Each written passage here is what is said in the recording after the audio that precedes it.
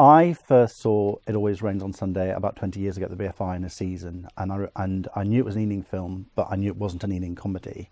I saw it on a Sunday afternoon on BBC One in my teens, I think. I'd never heard of it before, and it really knocked me out. And it seems to me to offer a very singular vision of working class life in the immediate post-war period. And just all these wonderful little details. Like Hermione Badley has one scene. She's the owner of this doll's house, the police questioner, and she walks off screen, and as she does, she scratches her behind, and it's a lovely little touch. It's my duty to warn you that if you're harbouring this man... I know. I'll be rendering myself liable to a term of imprisonment not exceeding 2 years. I still ain't seen him, and I'm going back to bed. Good night.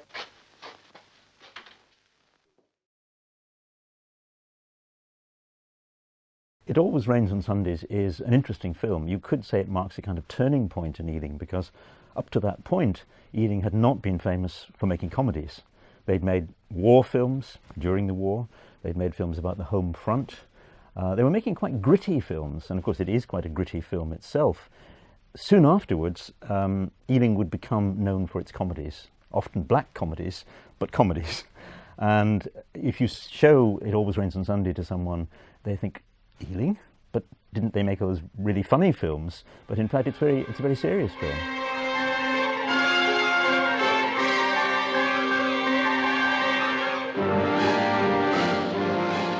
I think if you were going to look for a sort of snapshot of the condition of England in the post-war period, you would be very hard-pressed to find any other film that did this. Where it has authenticity, the film, is that it's largely shot on the streets, which is really unusual for the time. Douglas Slocum goes out there, who's a notable British cameraman, who goes on to work with people like Joseph Losey later. But that sense of London, the street markets, the railways, the alleys by the docks, is what gives the film its real ingrained authenticity, and therefore it's convincing. What it did, which is what you didn't see very often, was this little community with petty criminals hanging around and, like trying to sell skates that they've stolen. I mean, it's wonderful in that sense. What have you brought this time?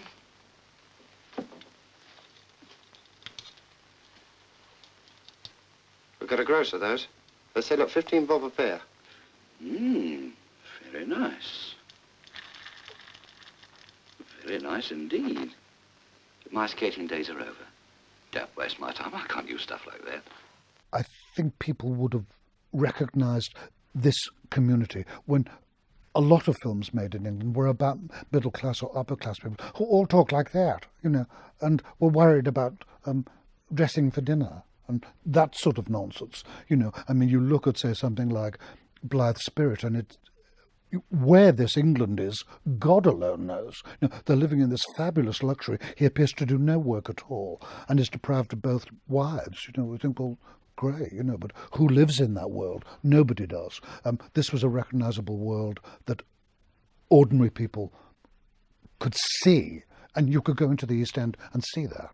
Though the Blitz spirit existed during the Blitz, it broke apart very, very quickly, and people became very private and individual quite quickly afterwards. And what you get in It Always Rains on Sunday is a woman who feels trapped in an environment. What we really feel is the old East End community, which has its pluses. People are there to support you, but they're also nosy. They want to know what's going on. They're looking in all round. Morning, Mrs. Sandygate. Morning, Mrs. Watson. Nice weather for ducks and aspidistras. It's like a sort of CCTV generation where everything you see is being watched by people, and that the sense of community, which seems to be sort of celebratory in the East End with Petticoat Lane Market, it seems very comforting. Actually, it's quite threatening. Well, I must go and get the dinner on. What you got today? Beef. I got a nice bit of lamb, a mint sauce. I never think lamb's quite the same without mint sauce. No, nor do I. Well, I really must go and get mine in the oven. We see Rose as she is today, in the today of 1947, when it's always raining and life is a bit grim. I mean, remember, this was the grimmest period of the post-war years. Britain was bankrupt. The weather was dreadful. There was terrible snow coming that winter. It really was a very, very tough time. Just the way in which you first see they're both in bed, which was very, very risque. You didn't show men and women in bed together. She goes up to the window, she draws the curtains back, she says, "Raining."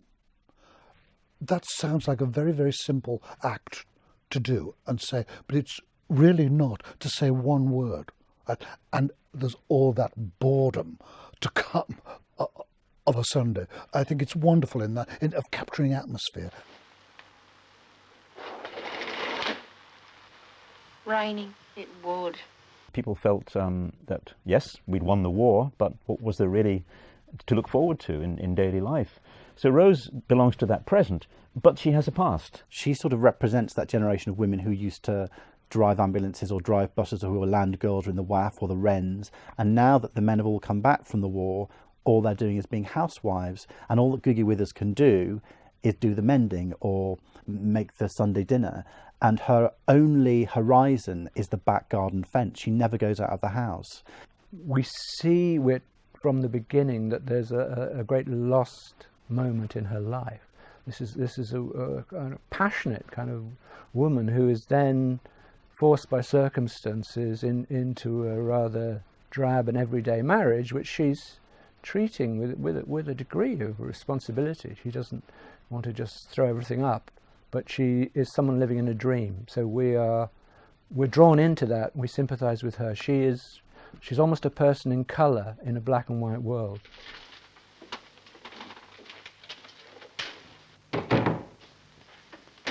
Is wonderfully art directed. That wallpaper in the hall it's suffocating because it's floral and it's a tiny hall. Those interiors especially, I mean, they're all cramped, and they're cramped with all this stuff.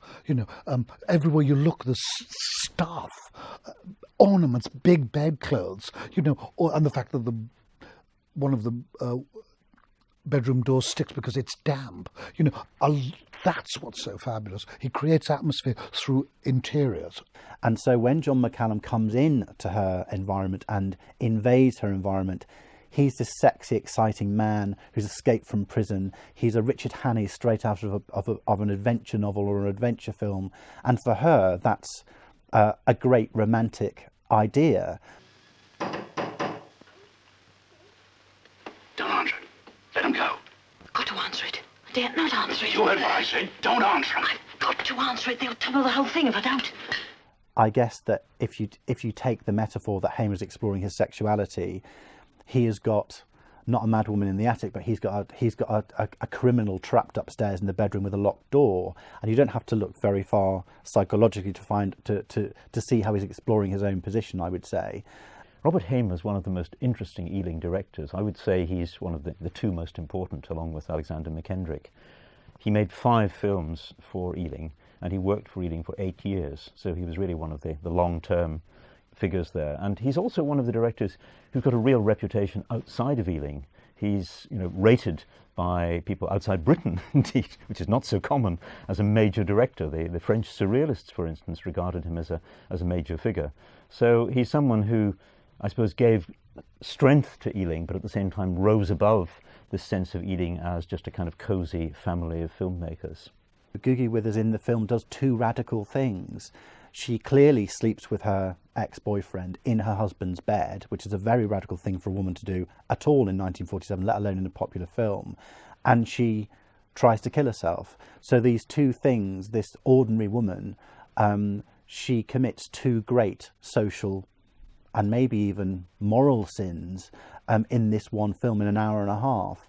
So she challenges, I guess, the status quo, and I suppose that might be an articulation of how Hamer felt at the time. It was like when I saw your photograph in the paper this morning. I'd remember every moment we'd ever had together. Oh, Tommy. Hamer was not a satirist not just a satirist, he was a real filmmaker who got involved with the lives of his characters, and I think we see that reflected in the film. All right, Mum, I'm up. I told you before, don't call her Mum. Well, I've got to call her something. Anyway, Dad likes us to. There's an interesting question about what genre the film is. It's often described nowadays as a British film noir, but of course people weren't really using the term film noir at this time, or they were just starting to use it in relation to American films, which were usually crime films.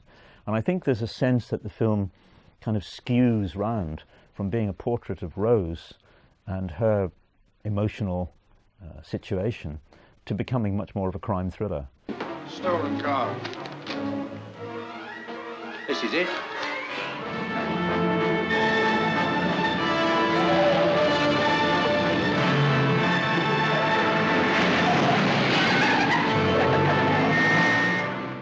We've got several films going on at once, so that the final sequence is a classic piece of French cinema that happens to be imposed into England. You're using the railway yards around Stratford, but you're using them as if they were in a film by Carnet or one of the French filmmakers of the 30s, or even Fritz Lang. It's a phenomenal sequence in the railway yards.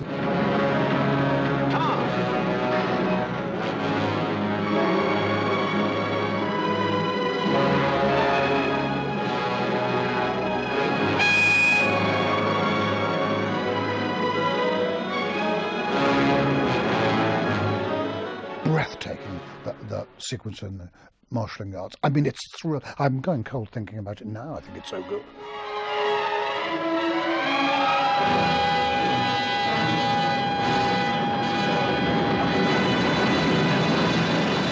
Is really one of the great action sequences in British cinema.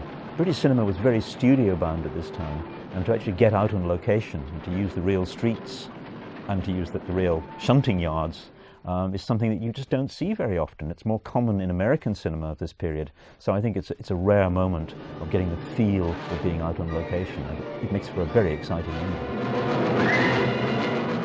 What is fabulous about that ending is not only is it superbly photographed and cut, it's a complete denial of geography. You never know where you are. And even Hollywood couldn't do that better. It's the most wonderful extended sequence.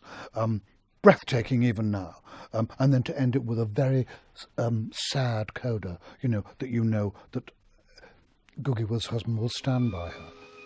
I had to help him. Don't worry about that now. You go get well quickly. How are we going to get along without you? I think audiences at the time would have recognised the truth of the ending of the film. Actually, I don't feel it's depressing in the way that many great works of art don't necessarily end up with a happy ever after. What the Googie Withers character realises is that there is a certain comfort in a rather dull, boring relationship, and that the path of passion and excitement which she wanted to pursue in that 24-hour period in her home with John McCallum isn't real, and that you can't live that sort of high-octane life all the time. And maybe for the audience at the time, it's a way of Michael Balkan and Hamish saying, you've had an exciting war, we all need to settle down to get through it, and it's the only way that we'll be able to continue and win the peace, as they used to talk about it. And it sort of goes back into English domesticity, and as if what it's really saying is we can't have poetry in our lives, we're going to have documentation, we're going to have reality. And the working class lives that we're depicting here will become comedy. They'll be parodied. And that is a kind of slightly depressing ending. And I think audiences may have felt that. They would have liked something more upbeat, but that wouldn't have been true. And the great thing about this story is it's really true to itself. It doesn't sell out at any level. I don't find it depressing. I find it profoundly realistic. I think it makes sense. The film has grown in stature enormously over the years. Once upon a time it was perhaps seen as part of Ealing.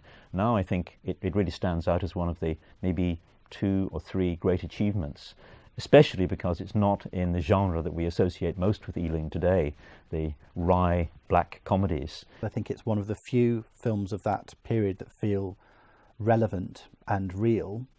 I think the film stands up as one of the best English films of its period, and a film that suggests what could have happened in British cinema that never really did. It took a long time to come back to this, because we were going into fantasies of class.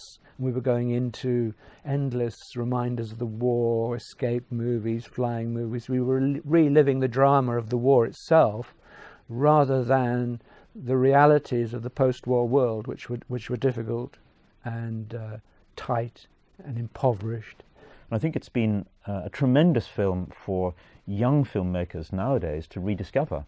People who'd written off British cinema as being, too full of cardboard stereotypes, have found in it a real source of inspiration. If you look at the neo-noir films of the 1980s and 90s that started to be made in Britain, sort of thing that Neil Jordan was making, for instance, I think you can see a kind of return to the inspiration of It Always Rains on Sunday.